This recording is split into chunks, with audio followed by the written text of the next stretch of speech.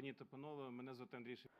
ladies and gentlemen, I'm Andriy, and on behalf of Media Center Ukraine, I'm welcoming all the journalists watching us online and all the journalists who are staying now in those premises and covering our fight for freedom.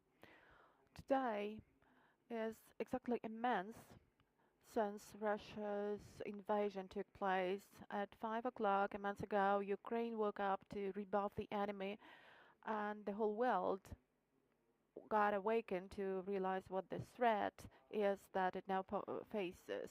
In a minute, we will have the head of Lviv regional military administration and the city mayor here, and we would like to have a look at the outcomes of the first months of this invasion. Lviv and Lviv region have experienced and are experiencing the challenges which we had never had before. Lviv has sent its best sons and daughters to protect Ukraine. It has got checkpoints and has been hit by aircraft and missile hits, and has become the largest humanitarian hub involved in placement and accommodation of internally displaced persons. Now we will hear from Maksym Kozytskyy about that. He's the head of Lviv Regional Military Administration, and Andriy Sadovyi, Mayor of Lviv. You're welcome.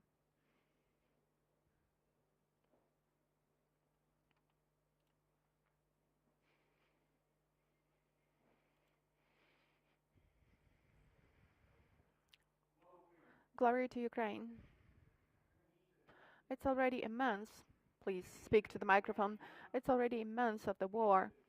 A month that we have been fighting for our freedom, for our independence. There is no room for compromise, because we need to clearly realize that our state will exist only in case we win. On our part, we are doing our best to ensure our victory. I guess each of us now realizes that there are no people from Kharkiv, Mariupol, Irpin, Dnipro, and Lviv. There is a Ukrainian people. There are Ukrainians who either holding machine guns in their hands or doing some volunteering activity, or being drivers of trailer trucks, or as doctors or teachers, are doing their best to ensure this victory to happen. Lviv region, on one hand, is far from the front line, but on the other hand, we are on the very front line. Over this period of time, we have turned into a humanitarian hub, helping people who need our help. On the one hand, a humanitarian hub is also a hub that provides us a chance to give some help to people in the front line. On the one hand, this is a humanitarian hub, but on the other hand, this is one of the regions which has given the largest number of soldiers to the front line who've been defending Ukraine since the very first days of the war, who are defending Ukraine, its independence, our women, our children, our traditions, our culture, and our language. They are defending everything the enemy hates so much. More than 30,000 people have been mobilized in our region. More than 20,000 have volunteered to be a part of a territorial community of defense forces. Our brigades are going to the front line on an uninterrupted basis.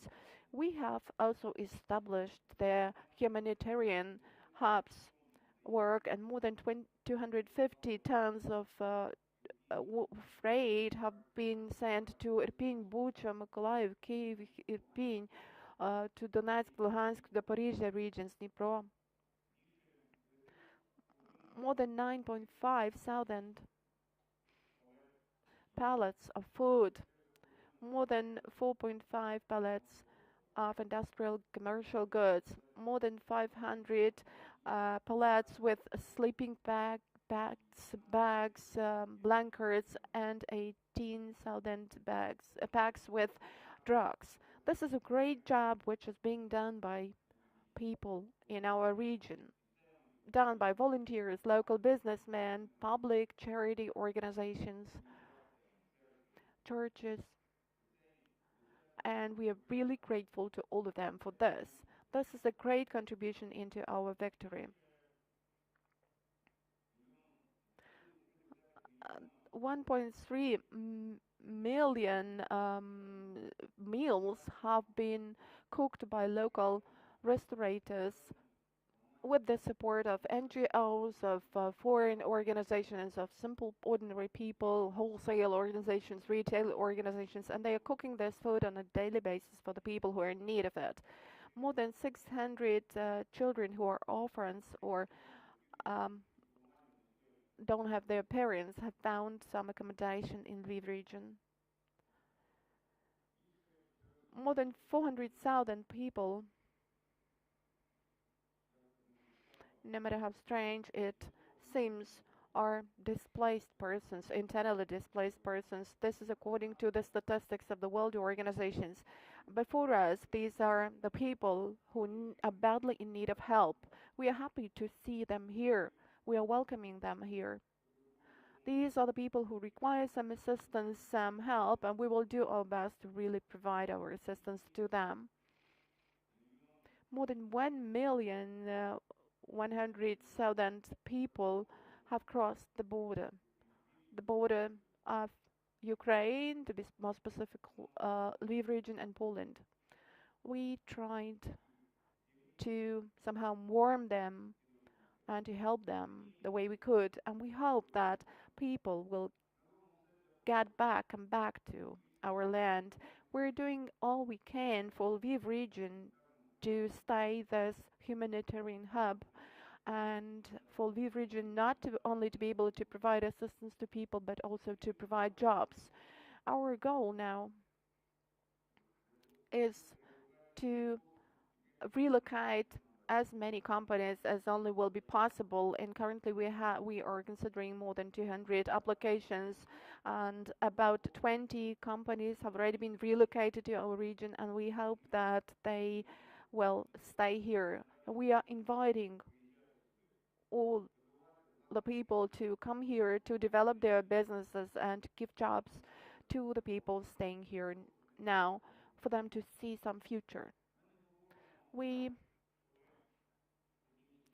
cannot tell what the date of the victory of the war completion is going to be. We always say that will happen after our victory, and I guess that we have to realize that this may be a long run, and we are ready for this. Victory is definitely going to be ours, because this nation cannot be conquered, cannot be bombed, cannot be shot, cannot be destroyed. My great thanks go to all the people who do participate in the defense of the state in all the fronts, to the people who are helping others. Thanks a lot to everyone. Glory to Ukraine. Andriy Sadovyi, the mayor of Lviv. Glory to Ukraine. Every evening, I've got a tradition to communicate with my colleagues who are the mayors of other Ukrainian cities and towns, which are now under bombardment, under shelling, and which are actually in the front line. This is Vitaly Klitschko, the mayor of Mykolaiv Sienkiewicz, the mayor of Mariupol, and all of them always ask me to pass their great thanks to Lviv residents for opening their doors and their hearts to their people, to all Ukrainians who are now hiding from the shelling and from missile attacks. Now, Lviv has become a great shelter for more than 200,000 Ukrainians, and our task now is not only to help them stay here, but also to do one more next step. We have launched the center providing consultations on employment. The center is located in Knyazya Romana Street, and every day more than 100 people come to that center, and we try to establish contacts between them and our companies. And people are really willing to work, to get employed, and to get adjusted to tough conditions. That is our duty today. We need our companies that currently are operating to work with double energy, and the companies that have stopped operating need to relaunch their operation because to get victory we need money, we need a full-fledged economy, functioning economy.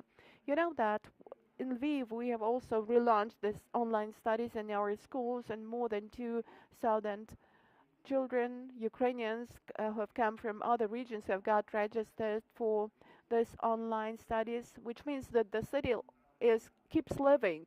It's difficult. We have a great burden on our shoulders, but the Ukrainians who are defending our state in the front line and the Ukrainians who are always under shelling feel it much difficult to live. That's why we should stay together and we should reach our victory. Glory to Ukraine. Questions are invited. Чи є в нас запитання в залі? Прошу. Do we have any questions in the room? Please speak to the microphone. Thank you. Vladislav, Lviv Media. You mentioned that this may be a long run and more people tend to come to Lviv region on a daily basis. So do you intend to have some buildings where they would be accommodated? Do you have any plan for that, and what is going to happen to this? Thank you for the question. Currently we have several draft projects of several international foundations, including the UN unit dealing with displaced persons, and this is the draft project for cottage cities to be built for these people, and our task is to provide an opportunity to build these cottages and to do this together with the relocation of companies to give jobs to those people. Let me add a couple of words. Even by the 24th of February, Lviv used to be the city where as much housing was built as was only possible. I guess it was only in Kyiv that they had more constructions. So now our clear message to construction companies is to start active works, because people do need accommodation, not only temporary accommodation, but they need some housing for permanent living. And here is another thing. Jointly with the Ministry of Regional Development, we have developed a clear project, and we are allocating special plots in Lviv for the construction of these cottage towns, as Mr. Head of the Lviv military administration has mentioned. The process is going to be rather quick, and we have got offers from Turkish, German, Ukrainian companies, and we are considering them to find the most effective, the quickest option. We don't have any other option because the people cannot be staying in schools or gyms for a long period of time. They need to be given some housing for proper staying in Ukraine. We really cannot foresee how long the war will last, but I know it for sure that while Russia was, is, and will remain our neighbor, it will always be a source of aggression in relation to Ukraine, so we should always be ready. We should retune the economy, readjust the economy of our country for it to be as stable as possible. We need to take into account all the disadvantages. And now, Ukrainian soldier sounds really proud. Yesterday I had a talk with the US journalists, and I told them, you know, about 20 years ago, when somebody in the world showed the US passport, that was really great, that was cool. Ukrainians were some concerns with this, but now, if you show today the passport of Ukraine, that is really, really cool. And people are willing to stay together with you because the Ukrainians are now showing that they are really brave, they are willful, and they have the striving to the victory, and we're showing the world what it means to fight and to win. Thank you. Welcome. Roman Hunda, Gazeta. Roman Hunda, Poklek Sumlinia newspaper. What about the number of members of territorial defense forces? Are there going to be more of these people? Well, currently in Lviv region we have two brigades of territorial defense forces, 103 which deals with the territorial defense of Lviv region and 125 that deals with territorial defense of the city of Lviv. We, as far as increased number is concerned, we do not have to increase it because territorial defense is a unit of the armed forces, so we do not intend to have more people. But now we are arranging voluntary formations, and now we have 6,600 of volunteers who could be included into those volunteer units. We are ready them. We're getting ready for signing a contract with them. If we take Lviv region, we have 15,000 of such volunteers, and both in Lviv region and in the city there are trainings for those volunteers, and these are trainings both in military business and their first aid, first medical aid, and they will be asked to sign contracts, but these are the contracts of the members of the voluntary formations of territorial communities, not included into the armed forces. And these are some additional forces, the task of which is to help the territorial battalions of territorial defense to defend the region and the city. Let me add that if you want to volunteer, you can become a volunteer, you can sign a contract, and you can keep doing your job, but have these patrolling sessions, and you will be in the reserve for the participation in the territorial defense, which is the unit of the Ministry of Defense. And you can get registered for that in every district or Ryan administration. And let me add for foreign journalists that such a situation is rather typical for Ukraine, because in many cities and regions of Ukraine the number of volunteers is higher than the number of positions which we need in the armed forces and territorial defense. But we should be ready, and we should have the reserve, because maybe we will need these reserves in the future. Thank you. Bogdan Skorbach, NTD, New York. We are going across Western Ukraine and meeting a lot of people, and they are very positive. They speak about the completion of the war and about what is going to happen later. They seem to be happy because all the policy is not in the focus of attention now, and all the Ukrainians are united, starting with the top to the bottom. So here is the question. How do you intend to keep this momentum, this impulse after the war for Ukraine to really move forward? Do you have any plans for this? The first plan is to win, and then to build our state. The impulse, the momentum we have got is probably something that we will never have. This momentum was gained as a result of the ordeals. But after the war, we'll rebuild the state, we will get our people back, and you will see it will really be the way Andriy has mentioned. The passport with the trident will be a symbol of dignity, love, human values, and all the things we have been talking about so much in Europe, and what we were not that much helped on the very first days of the war. Well, you have asked a very important question. Since Ukrainians are really showing a sample of extreme sacrifice, extreme self-organization in critical conditions, but after the victory, which we are all sure of,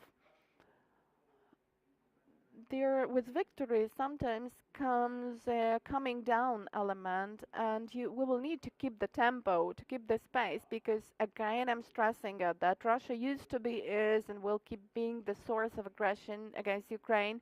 It will not disappear from the map of the world, we know it. That's why it will already depend on the leaders of our state, on the presidents, on the regional leaders, that this momentum is kept, for us to realize that restoration and rebuilding of the country is also a very complicated process, and not easier than participation in the victory. I'm an optimistic person. I realize that we will probably need to update our legislation, decrease the number of our deputies of different levels, optimize the structures of our state to make our legislation more flexible from the point of view of common sense. And definitely we need to have the mechanisms to enforce punishment for crimes, because we now have a lot of examples throughout Ukraine with prices inflated. So we scrutinize every specific case, and our next step will be seizure of this property for the needs of the people who have come here, for the military men. I mean, not confiscation, not the seizure, but its use for peaceful purposes, because everybody should be responsible for what he does. We cannot shift this responsibility. That is our country, and nobody will rebuild the country instead of us. We hope that we will have financial support, technological support, but we will have to do this. That's why the people who are now staying in Ukraine and who are ready to stay here together with all of us are great people, because tomorrow they will start rebuilding our state, and we will need to do this very quickly. Let's take a couple of questions more. Kristina Atovska, North Macedonia, Morning Briefing, Free Press. There is upcoming NATO summit. What are your expectations? Do you expect they're going to make some concrete actions? And let me ask you one more question. Do you believe more in NATO and international reaction, or you believe more in Ukrainian army and that you will be able to defend your country yourself, because till now you are left on yourself, everything else is another kind of help and not a military help?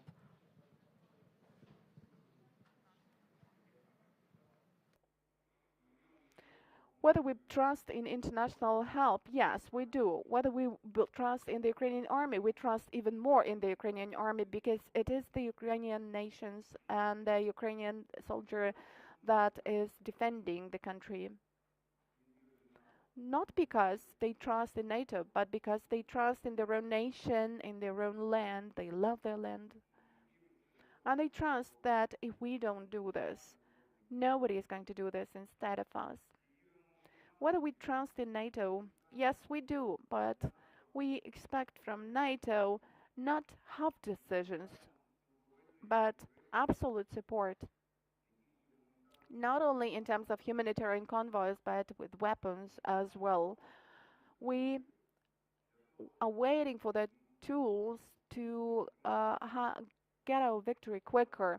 And you know that the tool for soldiers, that is always weapons.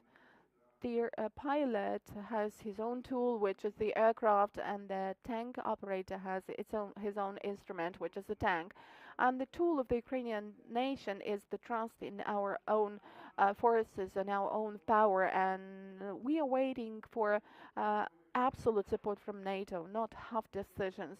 If it's necessary to close the sky, please do close the sky of Ukraine. If you need to give weapons, please give the weapons. And we will do all the other things on our own.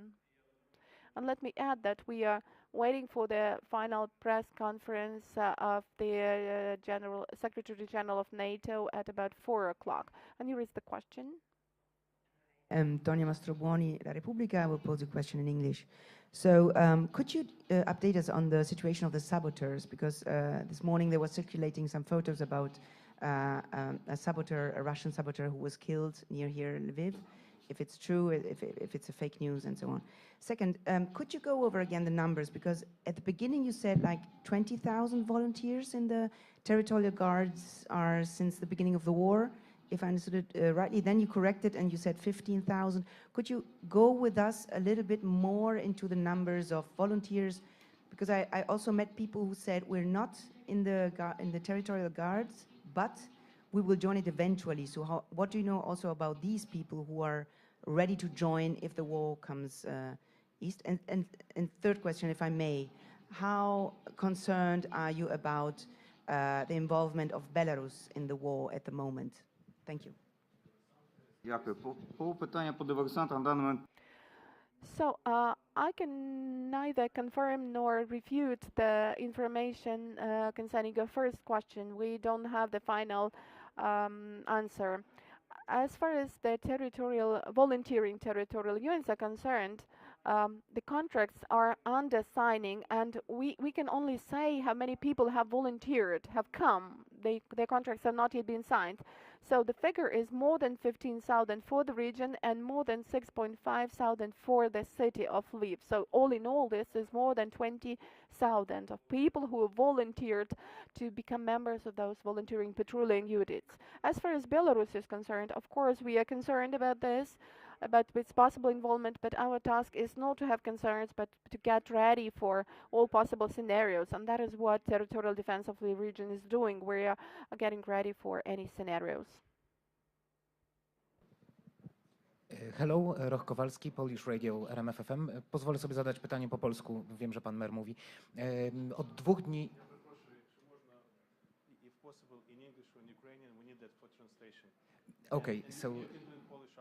Okay, so since 2 days we didn't have any air alarm, and what do you think about it? What signal does it make?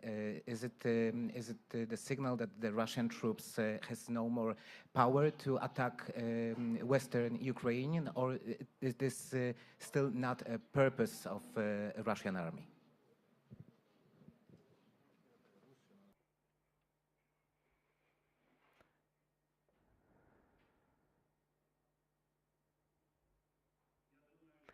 Well, I think that every Ukrainian feels some pain whenever any city is attacked, and the fact that we have not got any air raid alarm signals over the recent 24 hours, that, well, thanks God, but that doesn't mean that we could get relaxed, because every second a aircraft may go from Belarus or from their Black Sea Equatorium and launch a missile. The war is on, and that is the active phase of the war, because you know that the Russian aircraft, Russian aviation have got more active, in particular in the eastern part of our country. That's why we are getting ready for that. We're just telling you only 1% of the information we have, but my task and the task of the head of Lviv Regional Military Administration is to do our best to ensure the security of the citizens and all the residents who have come to our city, to our region, and for whom Lviv and the region have become their home. Thank you. Another question? Let's take these 2 questions, and that will be it.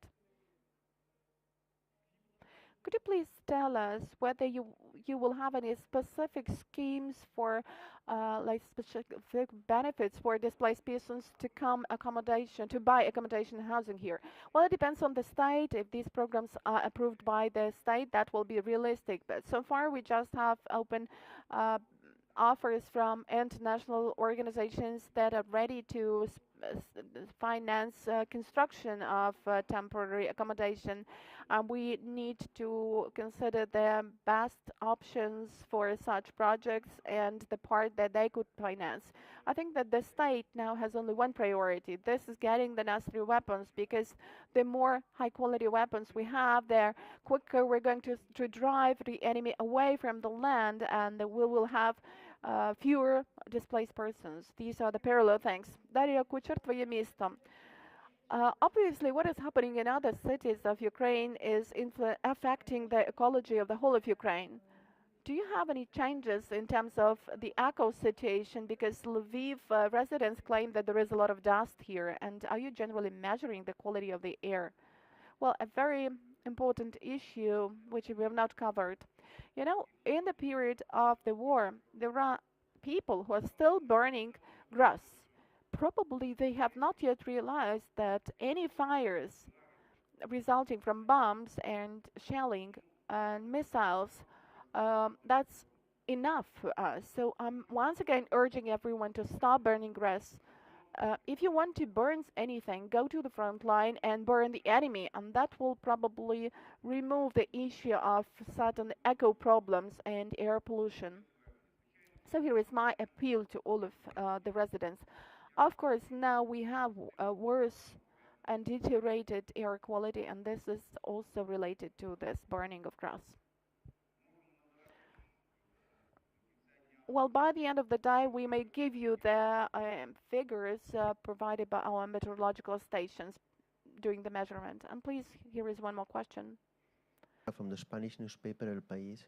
I know that you are the head of the military administration here in Lviv, but you may give us or provide us an overall statistic. How many men and women are currently serving at the armed forces of Ukraine, and how many volunteers you have nowadays willing to participate in conflict or helping in other duties? Thank you.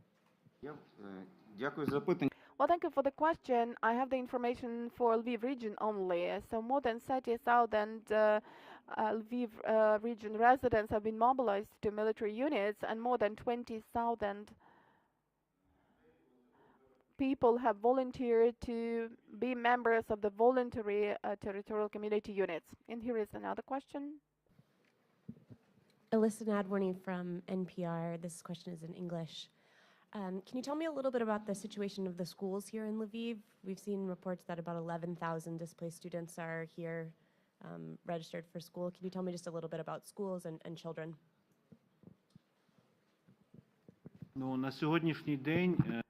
Well, currently we have really started online studies in schools, and I guess 85,000 children have got registered for studies, for online studies. About 2,000 of these children are the children from the families that have moved here, displaced families, and this percentage is rising all the time.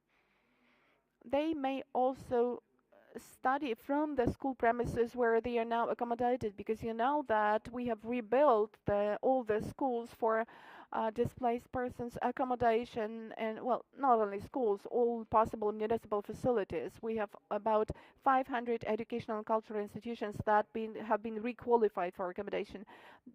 No other option. Hi, thank you so much. Valerie Hopkins from the New York Times. My question is also about possible destabilization efforts here in this region. You know, there have been alarming reports that Russian assets want to go after Western representatives, Westerners assisting with medical and military training. You know, how can you assess the level of risk in this region of potential destabilization? And you know, how nervous should ordinary residents be about how that will affect them? Thank you.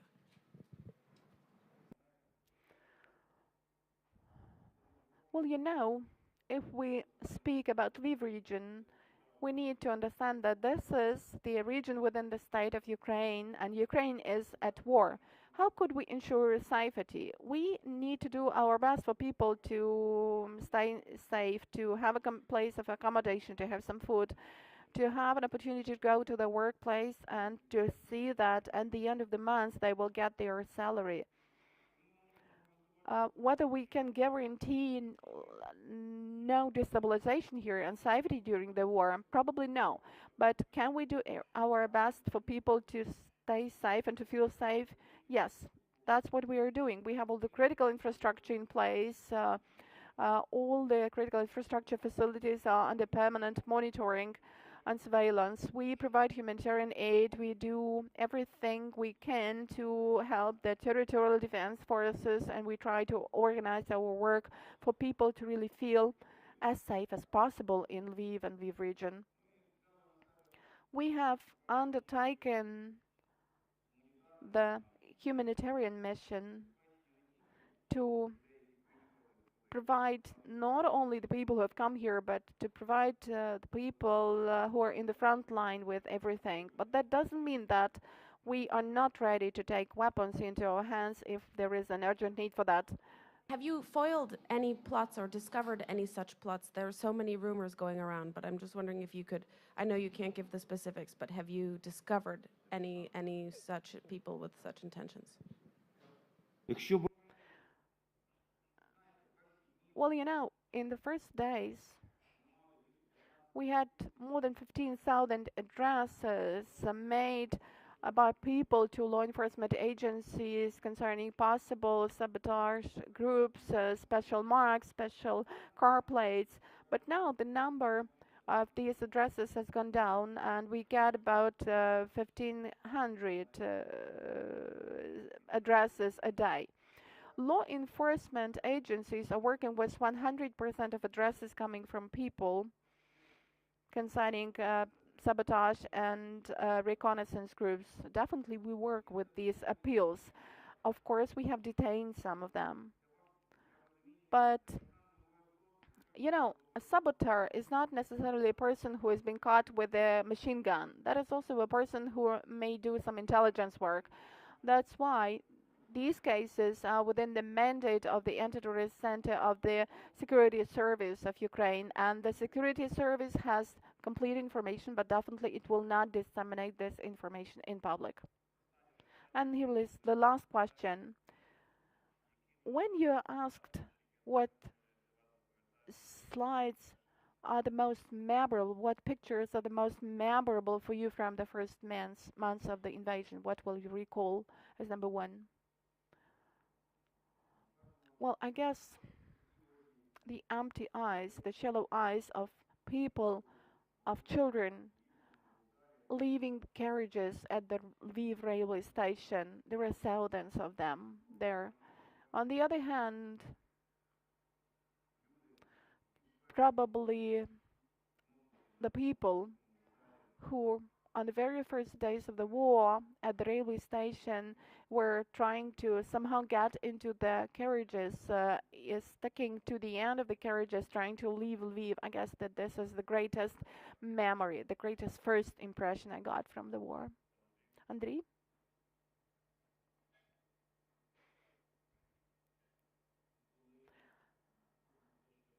When several days ago here in Rynok Square, we organized, I don't know what I could call it, organized an event with 108 installations, 108 baby carriages, and today there would be 117 carriages of the babies, angels, who are defending our state from heaven. And you realize that there could be children in those carriages, but they are not there because they have been killed. And you have even a sense of blame, of guilt, because you are staying here in a place which is much, much safer than in the front line, than in Mariupol. And that is a very complex sense, a very complex feeling. I guess that months will pass until we somehow absorb and process all these memories. This is an absolutely different reality, and I know only one thing. God has given us the last chance as Ukrainians, as the state, as the nation, and I really hope that we will do our work in a good way, and over the next centuries, Ukraine will live in peace, and Ukrainians will be proud of their ancestors who rebuffed the enemy. Maksym Kozytskyy, head of Lviv Regional Military Administration, Andriy Sadovyi, mayor of Lviv. Thanks a lot for this talk, and thanks a lot for what Lviv and Lviv region are doing for the sake of our victory.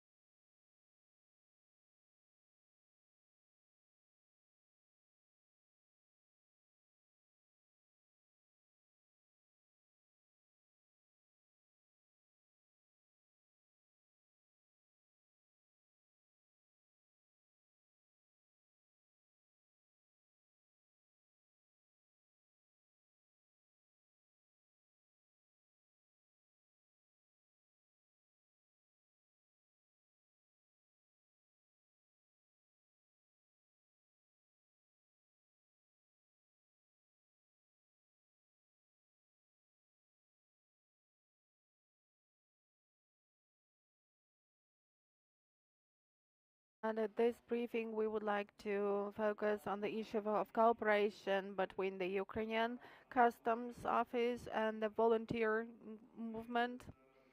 And now we will have a chance to communicate with Daniil Menshykov, the acting head of Lviv Customs Office, and Andriy, coordinator of Humanitarian headquarters at Lviv Customs, and Uliana, Flyshko, the founder of Fulfill the Dream charitable company. And let me invite Daniil Menshykov, the acting head of Lviv Customs Office. And my question is, what has changed in your work over the recent month?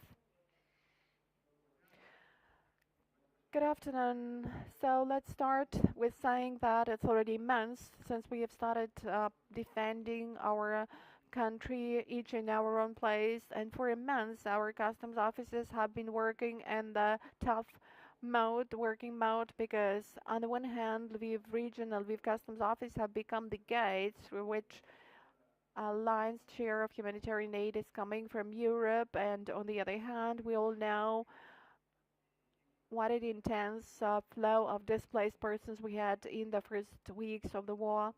And on the border, there were queues of 20-30 kilometers, and people needed humanitarian aid as well. They needed to be warmed, to be given food, because that was total chaos. But as for now, we have systematized our work. We have resolved the problems. We know how to react to different problems, how quickly we need to pass decisions. And let me tell a couple of figures over this month. All in all, Lviv Customs Office has taken 84,000 of humanitarian assistance coming from all the corners of Europe. This is 3,000 tons of food, 750 tons of sanitation agents, 900 tons of drugs, 11,000 tons of clothes and other things. On the other hand, Lviv Customs Office is the recipient of the seized and confiscated products, and Lviv Customs Office has already given to the armed forces of Ukraine 260 units, vehicles, 3.5 tons of food, and more than 500 stationary equipment, office equipment, which means that we are also helping the armed forces of Ukraine. That's the updated brief information and the humanitarian aid provided to our armed forces. On the other hand, I can see that, figures is one thing, and I can see that our state and our business have started adjusting to the current situation, to the wartime, and they already realize how they can work in the martial law period. And I can see that over the recent 2 weeks, there has been some dynamics, increase in the import of goods. Taxes are paid, VAT is paid, business is trying to adjust to new reality. The main groups of import are foodstuffs, drugs, clothes, electronic componentry, coal and fertilizers. And export is also rising. We are happy about this because this stands for money revenues and development of our export-oriented companies. We're really glad to see this. We need to realize that the war is going on, and we try to support the armed forces of Ukraine to the extent we can. And I'm really grateful to business for this reorientation to the wartime martial law with their actions in order to support the economy of the state, because we cannot forget about the replenishment of the budget. Let me ask Andrii, Kolotii and Uliana Flyshko to join us. There is the humanitarian headquarters at the Lviv Customs, and I understand that it is designed to facilitate the contacts between the humanitarian volunteering organizations and the customs office. So here is my question to Uliana Flyshko and to Andriy, Kolotii. How do you find your work with the customs office, and what about the work of this humanitarian headquarters?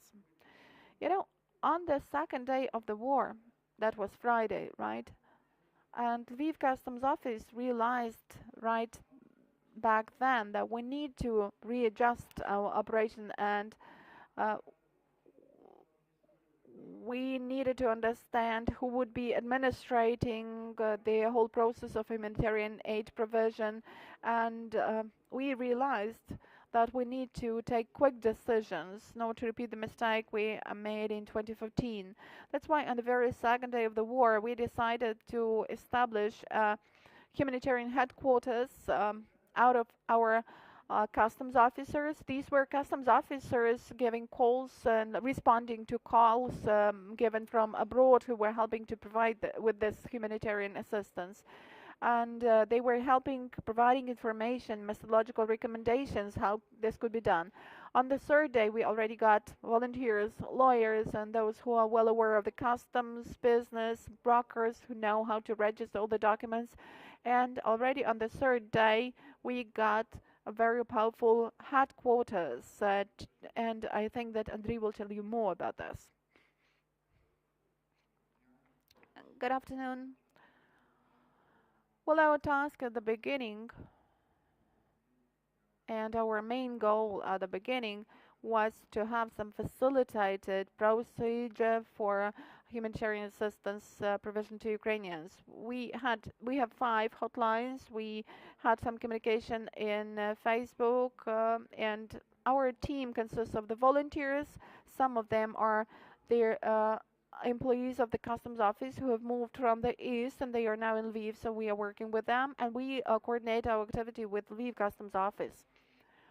Our main goal was to provide consultations concerning bringing humanitarian assistance to Ukraine, but this is only 20% of calls received. Unfortunately, 80% of calls were given in connection with the evacuation and some humanitarian assistance provided to Bucha, to Hostomel, and people gave us calls, and because they didn't have any information, and they even expressed their gratitude to us for picking up the receiver, because the state authorities didn't have a chance to pick up the receivers. So we also provided consultations to them as to whether they should get evacuated right away, or they should wait for some arranged humanitarian corridor.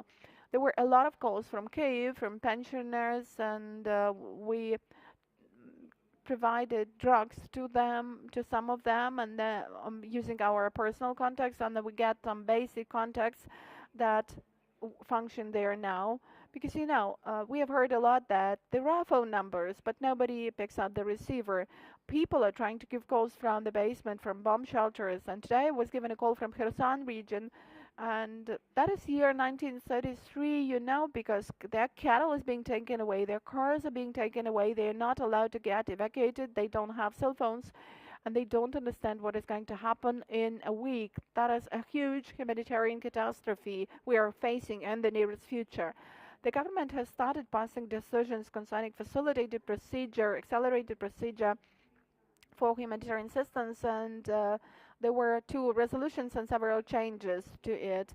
And we also try to deal with these issues, to have direct coordination, to have coordination with Lviv military state administration, because all the logistics somehow moved to the western border with no marine and no air logistics. So we coordinated our work with the city council, and here we have a representative of one of our charitable companies, and this fund and the other fund were helping us, and we were given a call from a citizen of the US who was the head of the UN fund, and she's staying here, and she has the UN mandate with no resources, but she's volunteering, and she is helping the headquarters in Verkhovna, and we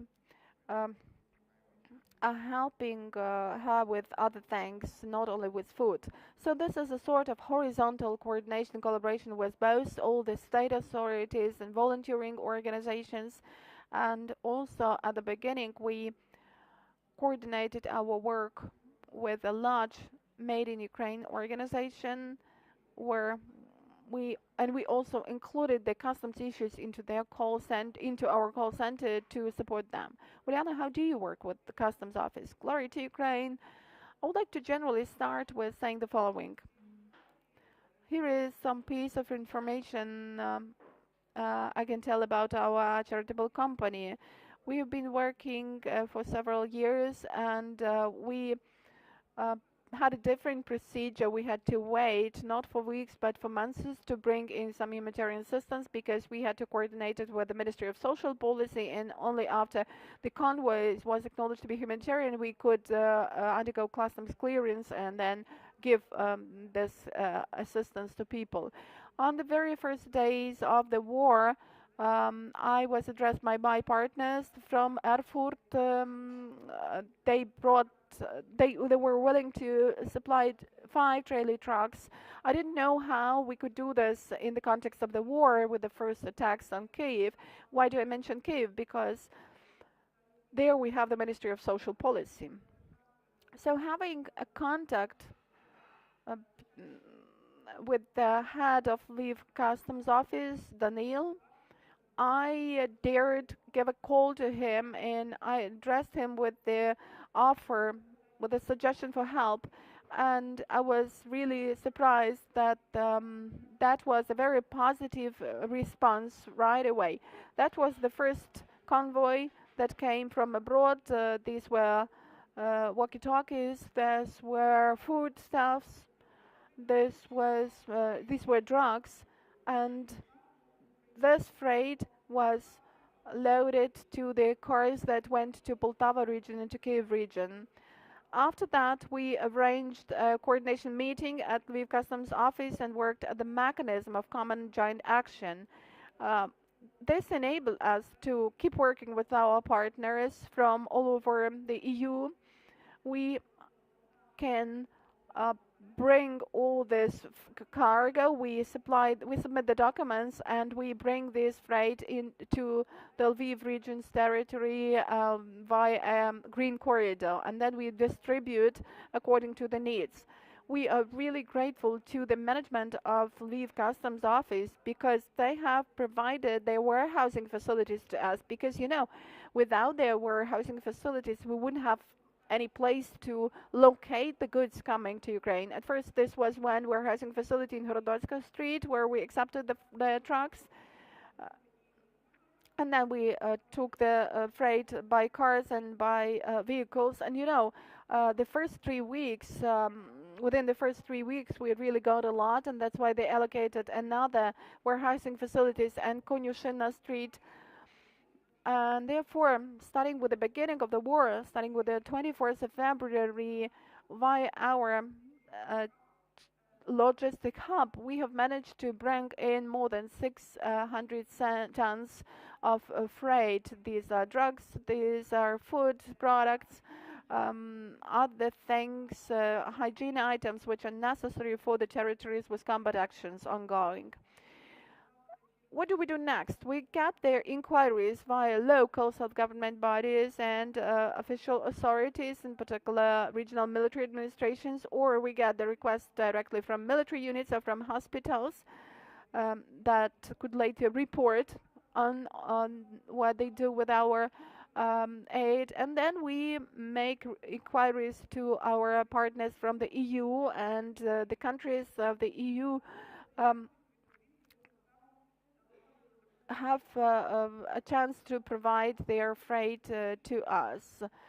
We have already established a network for supplying the goods to the hotspots. Of course, if we can do this, we do this directly from Lviv to the hotspot, but if there is no chance for that, we try to reload the goods in the region where it's more or less safe, and then not in trucks but in some cars, they go by cars, by motor cars, small vehicles to regions. Questions are invited. Please, could you summarize, I don't know to whom the question is addressed, but could you sum up the rules for the customs office, what you can take with you, what you cannot take with you, if that is the money, jewelry, so what is the amount allowed? Yeah, and let me add, as far as I understand, that the day before yesterday at the meeting of the Cabinet of Ministers, there was another decision approved about one more regular facilitation for mechanism for bringing in humanitarian assistance. Well, let me start with the thing that is most interesting for our residents. This is humanitarian aid. The day before yesterday, the latest resolution of the Cabinet of Ministers was approved, and it introduced the as facilitated procedure as possible, as fast-track procedure as possible, because you intended to get some letters, to get some approvals from local authorities, but now we have the declarative principle of bringing in humanitarian assistance, which is valid. What kind of principle is it? If you want to bring in anything that is not subject to obtaining the permission, I mean explosives, shells, weapons, so any other weapons, convoys are set by the declarative principle to be humanitarian assistance, which means that at the border, those who are bringing humanitarian packages need to submit only one document, a fast-track declaration. You have this declaration, the sample of it in resolution number 184 of the resolution of the Cabinet of Ministers. You can do it manually, indicating the shipper, the receiver, and the vehicle taking this freight to Ukraine and the type of freight. Well, you just indicate that this is closest 10 tons food stuff, 15 tons. Nothing more. And with this single paper, you come to the checkpoint, you claim that here is the car, here is the declaration with all the data, and this takes about 10 minutes. And I can tell that this takes place instantaneously. But I'm asking everybody to fill in the declarations in advance, because it often happens that a trailer truck comes to the customs office. The customs officer has to stay with the driver to fill out the declaration. So try to do this beforehand. It's not a problem, because whenever the humanitarian assistance is leaving for Ukraine, they realize that there are 2 or 5 hours on the way, and in the meantime they can fill out this declaration. You don't need anything else to register humanitarian assistance. And what about the number of abuses of smugglers? Is it increasing? What about this situation? Well, the abuse started on the 3rd day of the war. I will not tell about this. Of course, there are people who want to earn some money on the war. I remember the first case. I was impressed. That was 500 kilograms of hamon and 2 tons of cheese. Well, every day we find something. That is the trailer track of Snickers. Now we have the branded bus going to Kim, to Mykolaiv. Well, these are the cases that happen on a regular basis. But, besides letting the humanitarian assistance go, the customs officers are also doing their business, and we still have the smuggling unit dealing with this. And, of course, we give everything we seize to our armed forces. Suppose that was the trailer track with persimmons, and we give it immediately to the armed forces if we seize it. That is our standpoint. Everything that is seized because of smuggling is given to the armed forces of Ukraine. And so far we don't need any court decisions, because we have the right to do this on our own. Concerning smuggling, the work of Lviv Customs office is really illustrative for me. I have my personal example. I was given a call by the Shagini customs officer, and he asked me whether I was expecting a certain freight. I was not expecting this freight, but there was a package of documents coming with the documents referred to your fund, to your charitable company, with some seal. Of course, I went there, and the documents were forged, which means that somebody printed out the constituent documents of our fund. The identification number was wrong, the seal was forged, and they were bringing the new goods here, new freight.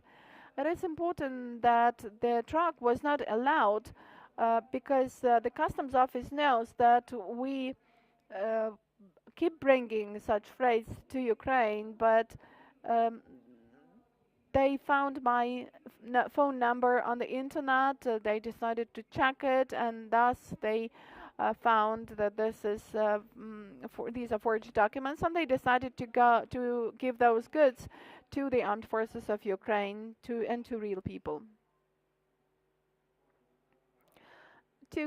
Let me continue answering your question concerning money and jewelry.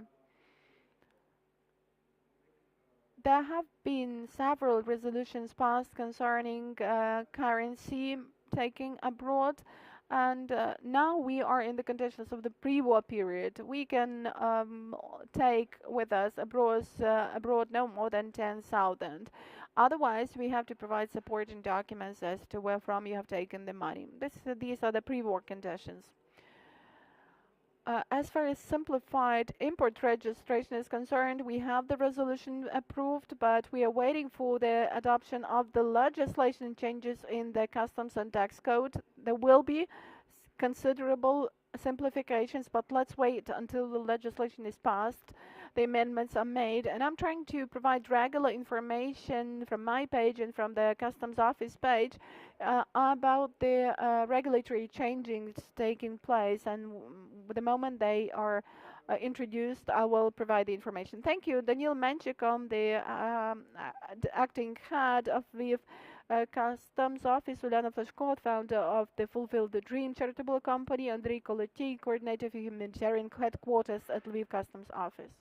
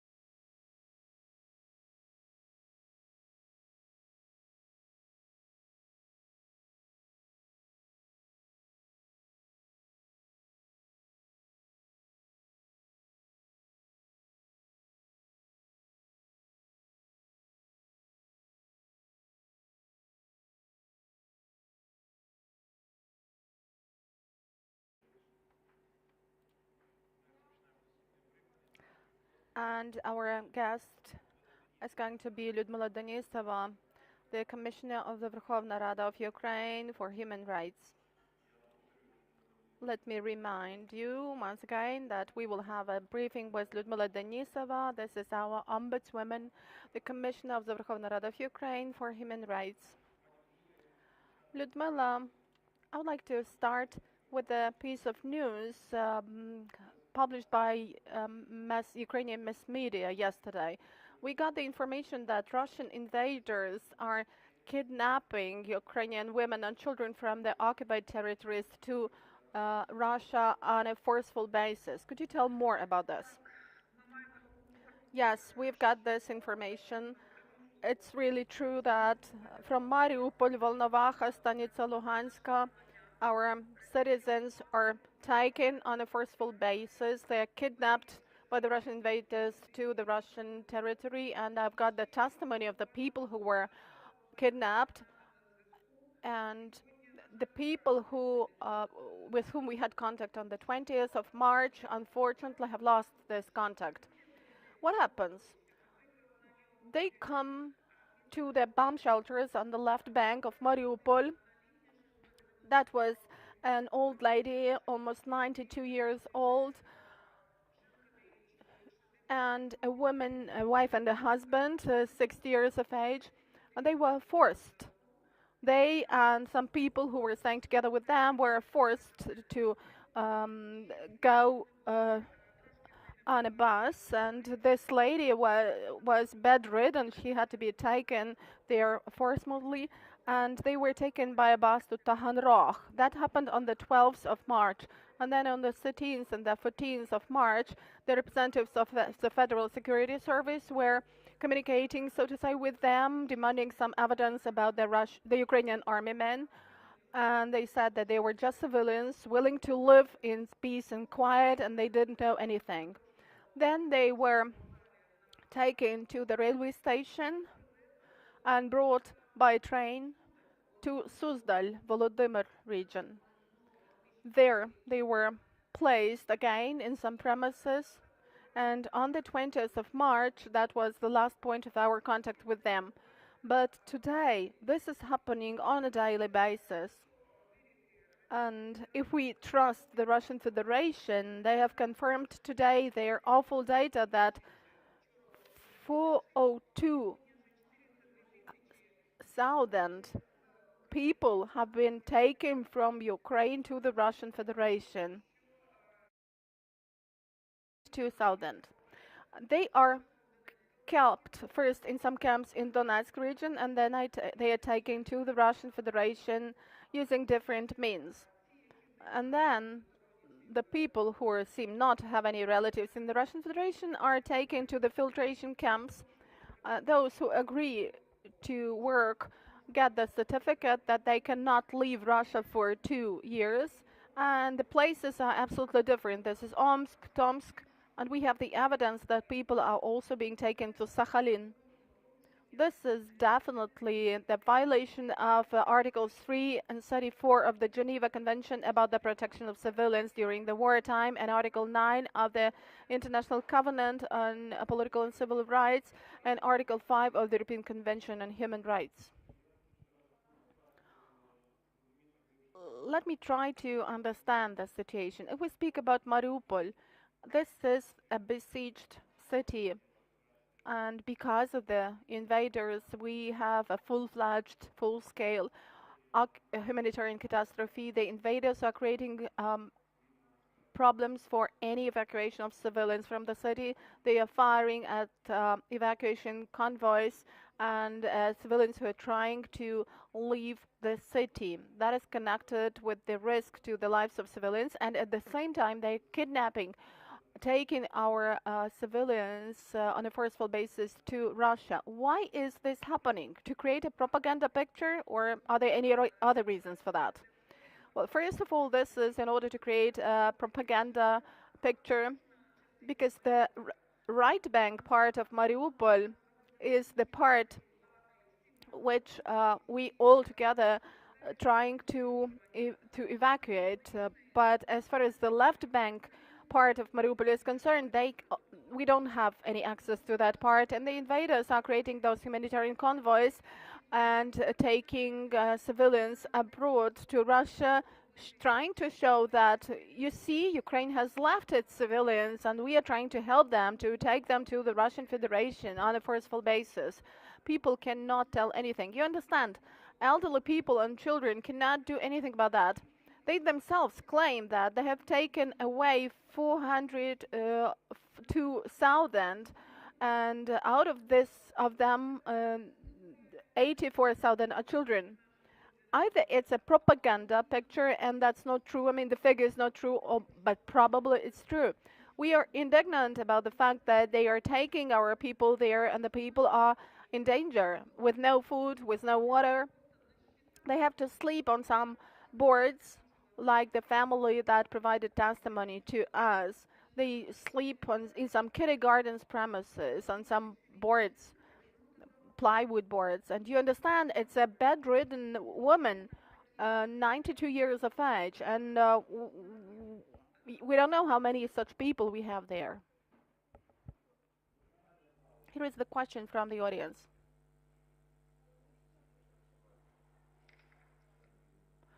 Very much. Andrei Skipani with the Financial Times of London. Are these people Ukrainian citizens, Russian citizens, or they have dual citizenship?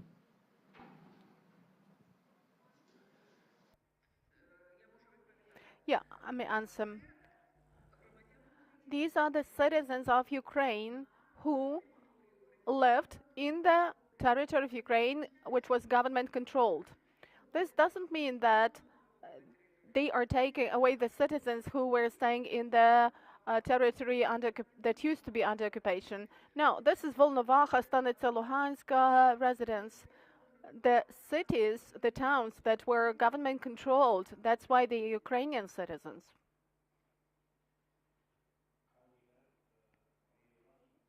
Have been widely distributed in Russian passports in the previously occupied territories, which includes Donbass and Crimea. But in the cities like Mariupol, it would be very unusual to find someone with two passports. So we can be pretty much sure that it would be Ukrainian, they would be Ukrainian citizens. Have they, but these were residents, so legal residents in these cities. Has this happened before in 2014?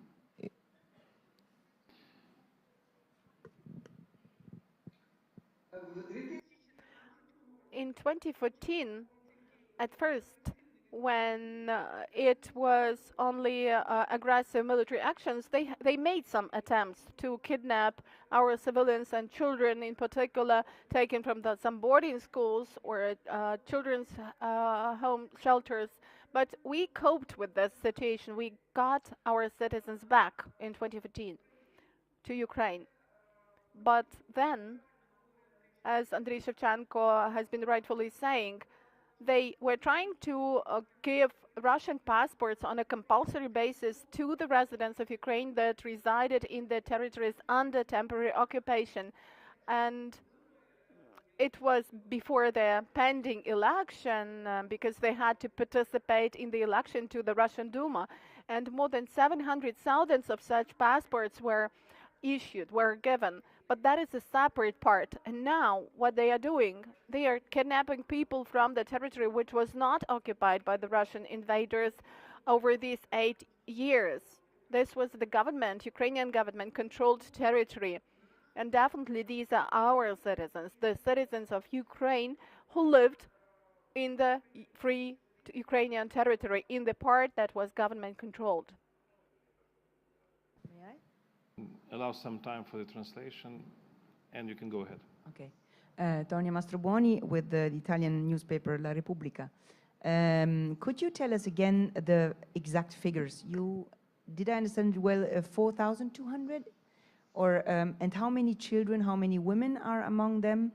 And where are they taken most? You spoke about Mariupol, so are they taken mostly out of Mariupol, or could you tell us all the spots where they are taken off?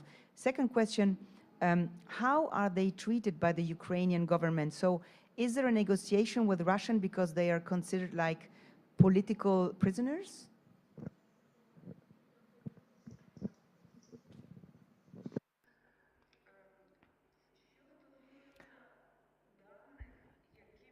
As far as our data is concerned, we can tell that if we don't take into account the data of the Russian Federation, which it is trying to disseminate, we could say that the Office of the Prosecutor General is making investigation on the fact of kidnapping to the Russian Federation in relation to 2,389 children. 2,389.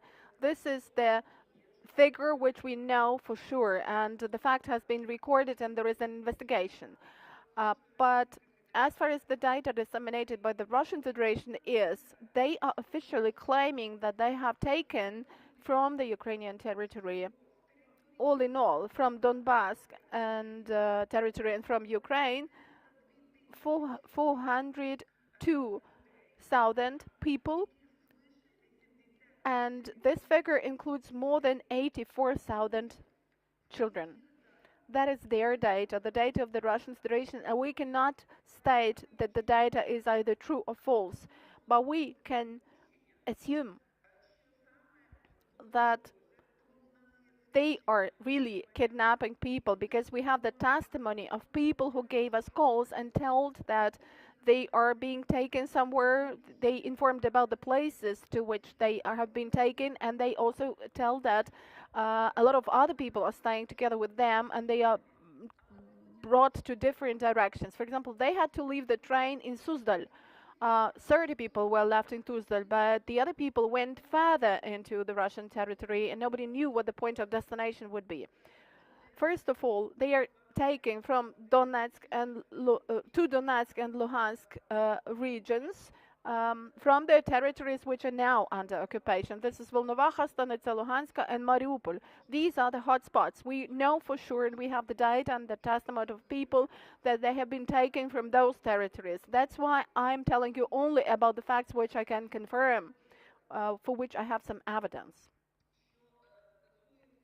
As far as the authorities and the negotiations are concerned, definitely the government is taking care of this issue. We are recording this as a war crime, and I, as the ombudsman, twice a day pass this data to the High Commissioner for Human Rights for them to involve all the possible levels of influence on the Russian Federation to first clarify the circumstances under which these people were taken away, the number of people kidnapped, and then we could have negotiations. But the government is arranging its own negotiations, and I'm sure that the government is really doing all it can to get our citizens back. Ще запитання в залі. Прошу. Here is another question in the room. Welcome. Konstantin Konovalov, Catapulta Journal, Germany. You have mentioned that there is an investigation launched and the criminal proceedings have been launched, but what about the crime stated there? What article? Is it kidnapping or what is it? Well, I think that this issue should be readdressed to the Prosecutor General because they are in charge of criminal of crimes, but we may clarify it and give the information to Andriy Shevchenko. And of course, compulsory taking of civilians across the state border is the violation of the rules of the war determined by the international conventions. This is definitely a war crime, but as far as its qualifying is concerned, of course, we will clarify it with the Prosecutor General. Do we have any other questions in the room? You're welcome. This will be the last question. 2 questions. Italy from newspapers, Italy, Corriere della Sera. How can you verify this information? Do they come from civilians? Do they come from soldiers? How did you connect?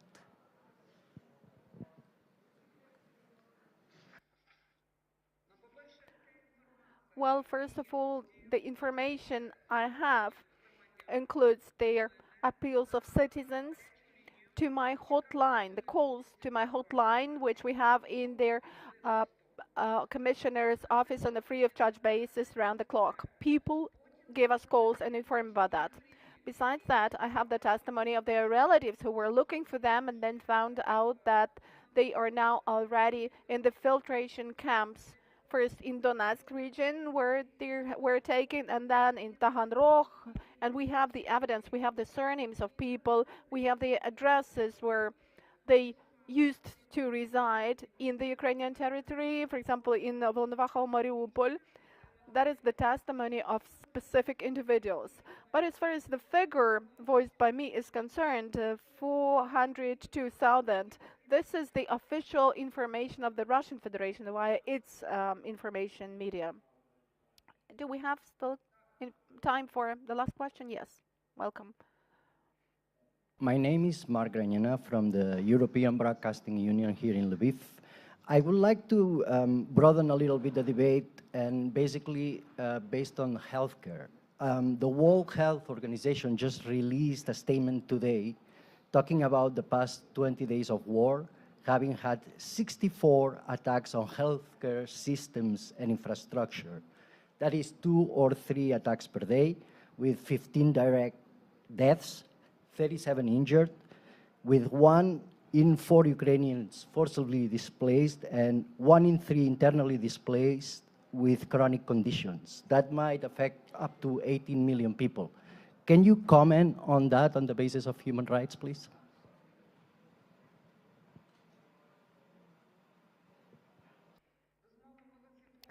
Definitely, we are detecting the number of destroyed healthcare facilities using official sources. How many buildings, how many educational institutions, hospitals have been destroyed. We know how many people were staying there. Yes, but this information is collected by special bodies, and we just comment this information and transfer this information as a war crime information to the International Court of Human Rights, of Justice and International Criminal Court. Thank you. This has been Lyudmyla Denisova, the Commissioner of the Verkhovna Rada of Ukraine for Human Rights. Thank you. And let me address all the journalists. Freedom, stand with Ukraine.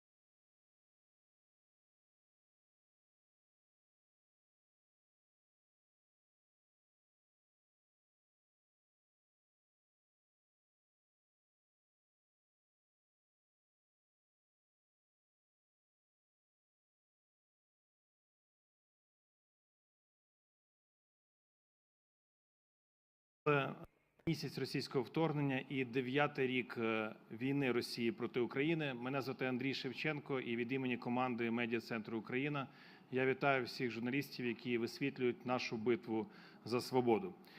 І наступний брифінг ми присвятимо питанням енергетичної безпеки. Я запрошую на цей подіум Дмитра Сахарука, виконавчого директора компанії DTEK.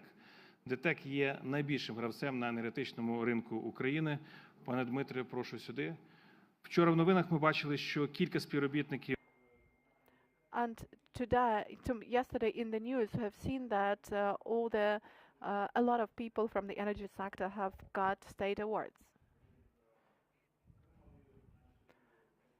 Well, our guys, the same as our representatives of the power industry, have got awards for their fight in the energy, in the power front line, because I guess that after security, light is one of the greatest values that needs to be provided. And they were dealing with this. They were restoring electricity and light in the houses of Ukrainians, and they have got the awards from the Prime Minister of Ukraine for this. I'm really grateful to the people who've got the awards, and grateful to hundreds of thousands of other power industry representatives who are now working in the front line of restoration of light for Ukrainians and their houses. All in all, we have 60,000 staff members, which is a great number. These are the people working with power industry, miners. These are the people going in repair brigades on a daily basis and restoring electricity transmission lines. And we can now say that, unfortunately, about 500,000 Ukrainians over the period of the war were left without electricity, and we were to restore electricity for them. And now, all in all, we have about 1 million people with no electricity in Ukraine. And if we speak about Kyiv region and Donetsk regions, we restored light in about 500 houses. But unfortunately, there are still a lot of houses left without electricity, and the situation in Mariupol is the worst, because for 2 weeks the city has been staying with no light and electricity. It's a really bad situation, because we have humanitarian catastrophe there. We don't have any chances to supply electricity again. What has changed for your company and for the power sector of Ukraine over the recent months? The recent months has been the most difficult for Ukrainian power system over all the years of independence. Everything has changed. We had to restructure our company's activity for it to function in the wartime. We don't have any days off. We have to ensure sustainable electricity generation, production of coal. Our miners keep working and extracting 90% of all the coal, which is generally generated and extracted in Ukraine. Also, the CHPs are operating. This is really critically important, because last week we had a very important event that was synchronization of the Ukrainian power system with the European system. And 4 hours before the war, the Ukrainian system was disconnected from Belarus and Russia to ensure the testing of our safe work with as a unified independent system. And it so happened that we will never again join the Russian or the Belarus system. We will work with the European one. Our system is working on a stable basis with the frequency of 50 hertz, and this is critical for the Europeans, because now the Ukrainian system is a very important component of the overall European system. In the Ukrainian system, we have some capacity to launch export of electricity to Europe. This will be rather important to start raising the money, which is really important for the Ukrainian energy system, because now we have a deficit, and over a month of the war, consumption fell by 30%, and the payments decreased by 70%. That's why every hryvnia and every euro will be critically important for the support of our system's operation. That's why it would be good if the economic relationship after the synchronization with Europe were to come as quickly as possible, since this will support the Ukrainian power system in this extremely tough time. And we, the representatives of the power industry, are also not standing aside of humanitarian issues. And over these weeks, we have been ensuring evacuation of about 3,000 of our staff members and their families from hotspots. We are providing our citizen towns with drugs, with foodstuff, with coal for evacuation trains. We try to support the armed forces and the defense forces with hedgehogs, with cars, vehicles, with equipment, and we do our best to ensure this unity and to ensure assistance, all possible assistance. I think that our call to close the sky is also important. Over this period of time, we have been urging the West to close the sky about the nuclear power plants, but in particular, of course, it would be good if the sky was closed all over Ukraine, because the sky which has not been closed causes hundreds and thousands of deaths of our citizens, which is, of course, their lives are of the greatest value. Together with other power companies, we are urging the West to close the markets for the Russian oil and gas and other products. This is the bloody money. We need to stop revenues to Russia, and we are actively working with all our partners to ensure decrease in, or even ideally termination of supply and purchasing of Russian oil products, power products in Europe and in the West. It's important because, you know, every dollar they get from oil sale and gas sale is used for the war. And we are launching an initiative, since on our website we will have a list of all the companies working in the power sector, and including the companies which are still working in the Russian market. There will be the data about the amount of purchases, and in that way we will try to draw attention to the companies which have not yet left the Russian market. And we are really urging the whole community, the whole world, to somehow influence those companies for them to stop working in the Russian Federation. The facilities which became their objectives for the Russian invaders are Chernobyl, Zaporizhia nuclear power plants, and there was some information coming that the Russian plan also included Kaniv hydropower station plant. Do we have to consider this as a targeted attack on the Ukrainian power system? Do you consider that the power front line is a part of the greater battle? Yes, you're right. Unfortunately, Russians are purposefully destroying power industry facilities. We see this on a daily basis. They hit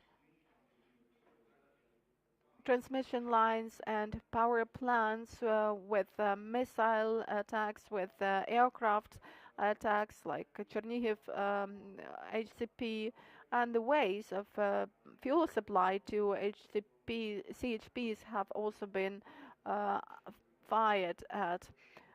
In Luhansk, it's impossible to generate electricity into the network.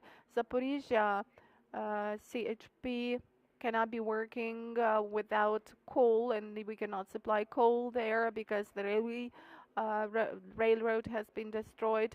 Also, we cannot supply coal to some other CHPs because of the destructions of railroad.